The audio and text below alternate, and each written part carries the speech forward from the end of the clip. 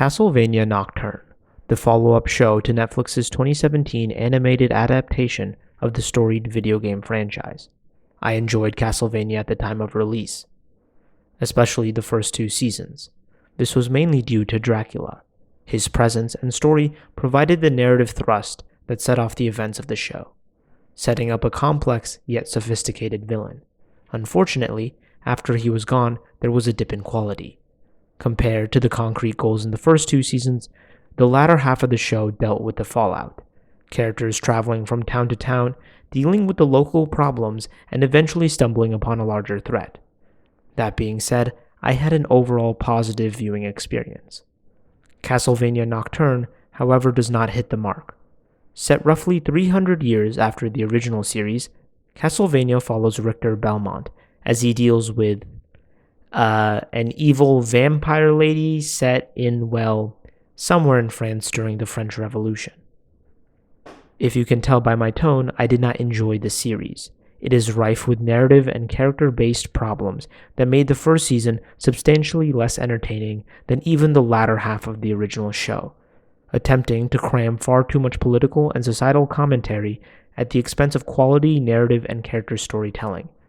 It has action and plenty of blood around, that cannot be in doubt, but much of the care and the moments of subtlety that the original show had are largely missing here.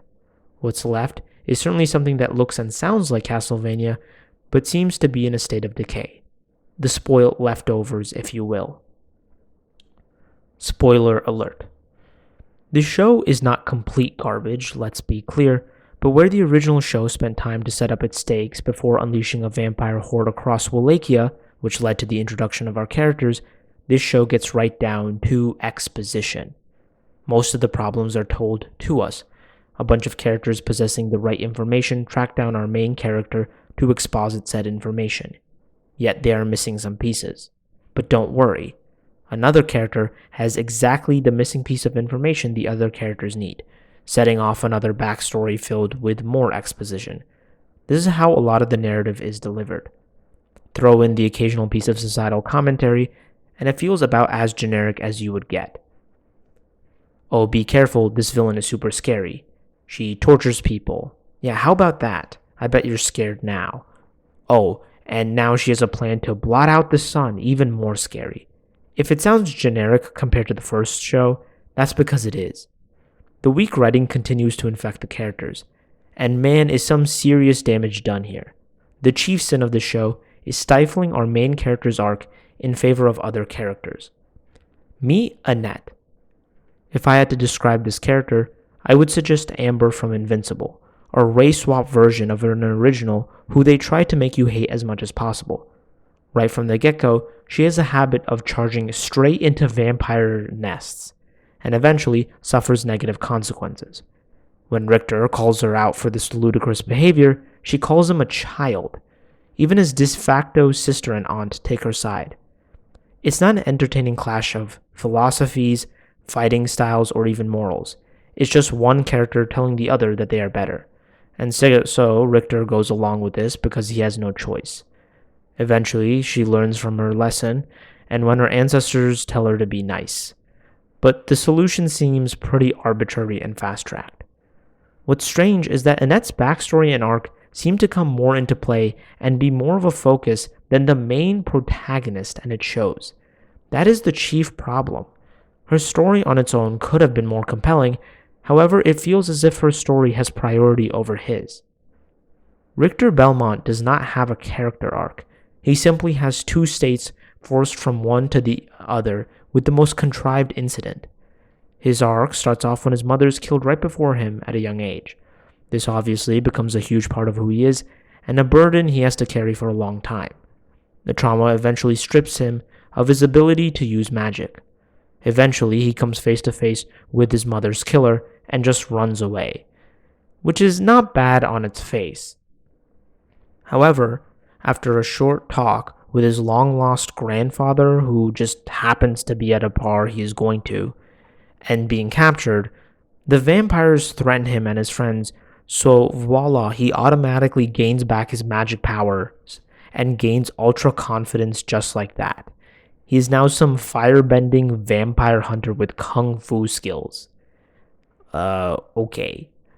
This is not an arc so much as Richter starting off in one state, then in a brief moment moving on to the next state. It would be more interesting if he slowly progressed over time, but the way he stands now, he is just not as interesting or as cool as Trevor.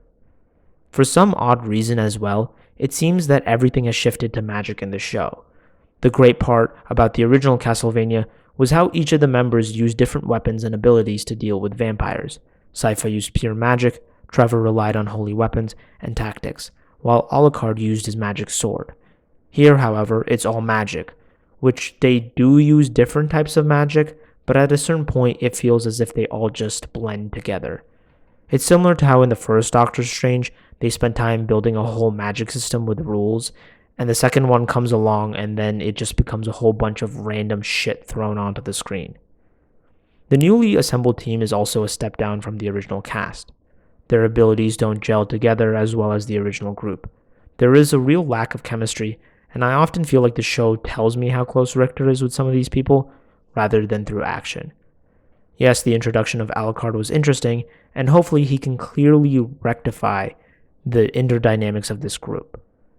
Because as it stands, I really don't like any of them. The villain of the show is not as good either. It's just the generic type of stuff. Evil lady vampire, blot out the sun, tortures people, yada yada yada. I don't really have much to say. The one character I found to be far more interesting was Ulrox. Not only did he have a unique set of abilities that separated him from the rest, there was a larger backstory that was hinted at. Additionally, him playing both sides is an interesting development, but again, he is sidelined here for other antagonists who are not nearly as interesting or compelling. The final and second worst error the show makes is the focus on politics. Now, there's nothing inherently wrong, but when taking a look at the first show compared to Nocturne, we can see a clear juxtaposition. In the original show, a type of dogmatism is what set off the events. Religious zealots who believe themselves to be correct no matter what. It very much progresses with the show. At the same time the plot progressed, so was the larger point being made. On the other hand, Castlevania does not just tackle one issue, it tackles multiple. There is a storyline dealing with slavery, one about the rich versus the poor, and finally, religion versus secularism. The show is attempting to juggle too many things at once, and it does not succeed. Tackling these many concepts, especially with the structure of the show, is ill-advised. Short, 25-minute episodes in which an action sequence is almost in every one does not give you the time to adequately explore any of these topics with depth. It simply says slavery bad, rich people bad, and religion bad. The issue is compounded when the characters are not given their due.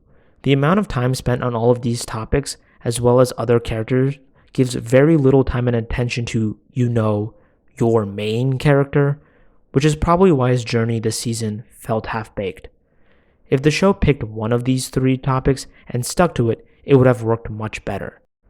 In its current state, the politics feels more like a series of detours rather than being something lockstep with the storyline. Now, this show is not the worst thing, and there are things to like. For one, the show moves along pretty well. The short episodes lend to a breezy structure. If the show ever is bogged down, it's not for long. The action also helps contribute to this. It's fast-paced, colorful, and overall passes the time pretty well. Although it's not always good, I don't know what this is. The stutter style, apparently. Now, by itself, Castlevania Nocturne is just a disappointing show. However, there's a larger controversy afoot. Many people had a similar opinion. They didn't like it. A show which steps over the main character to prop up a side character while being distracted with political allegories and metaphors. This has led to the show having a poor reception, especially when compared to the first one.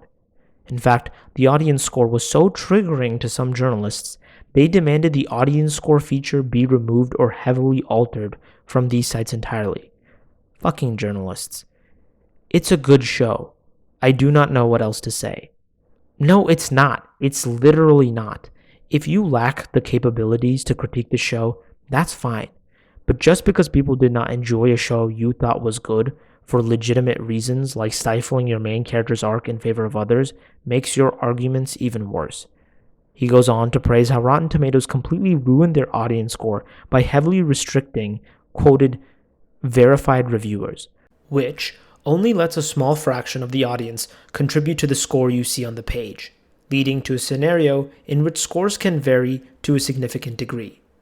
Just take a look at the difference between Love and Thunder. Clearly, the whole audience score is much more accurate. Even when individuals actually go ahead and critique the show based off its bad writing and poor character work, it's still not legitimate. He says that he is interested in legitimate viewpoints, but it seems that anyone who did not like the show in the first place is illegitimate, meaning the only legitimate viewpoint is liking the show. I like how he says that people just watch 2 episodes when this is what critics do. They only get the first 2 episodes a lot of the time and then review the whole season. There is no real way to ensure that anybody watched it, given that Rotten Tomatoes is not a streaming platform with all content available like Steam. This is an attempt from a frustrated class of cultural critic who believe his or her opinions are inherently more important than those of the mindless masses, even though critics have not only been shown to be corrupt, willing to change reviews for $50, but also shown to get just as butthurt when a piece of media doesn't fit their narrative. User reviews sometimes may be fickle, but when critics are constantly gassing up every piece of woke media, irregardless of its merit, it's now more important than ever to hear from the actual fans. Thanks for watching.